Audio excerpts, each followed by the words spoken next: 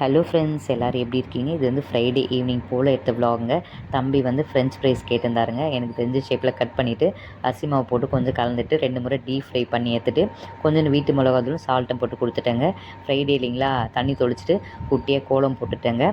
காலையிலே போல் தம்பி கழிச்சிருவாருங்க. அதனால் ஈவினிங் போல் போட்டுட்டு வீடியெல்லாம் காலையிலே மாப் பண்ணி எல்லாமே க்ளீனாக வச்சுட்டேங்க. இருந்தாலும் ஒட்டுக்காக கூட்டிகிட்டு சாமி பாட்டெல்லாம் போட்டுட்டு பூவெல்லாம் வச்சு விளக்கு ஏற்றிட்டு நெய்வேத்தியம் வந்து ஒரு ஆப்பிள் பழந்தங்க வச்சு திருப்தியாக சாமியெல்லாம் கும்பிட்டாச்சுங்க.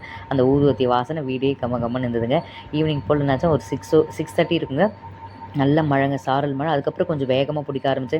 என்ன மழை புயல் காற்று தான் நம்மளுக்கு டின்னர் செய்யணும் இல்லைங்களா வீட்டில். இன்றைக்கி வந்து சப்பாத்தியும் குருமாவுங்க. எண்ணெய் ஊற்றி பட்டை லவங்கெல்லாம் போட்டு வெங்காயம் தக்காளி எல்லாம் கட் பண்ணி போட்டு 2 பச்சை மிளகா வாசனை நல்லா இருக்கும்ன்ட்டு வீட்டு மிளகாத்தூள் போட்டுட்டு வீட்டில் வந்து கேரட்டும் உருளைக்கிழங்கு மட்டும்தாங்க இருந்தது.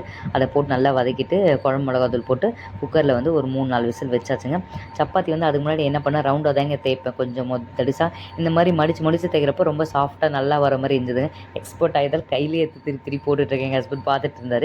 குருமாவுக்கு வந்து மூடி வச்சுட்டு லாஸ்ட்டாக தேங்காயும் சோமும் போட்டு அரைச்சி ஊற்றிட்டேங்க. அவ்வளோதான், குருமா ரெடி, சப்பாத்தி ரெடிங்க.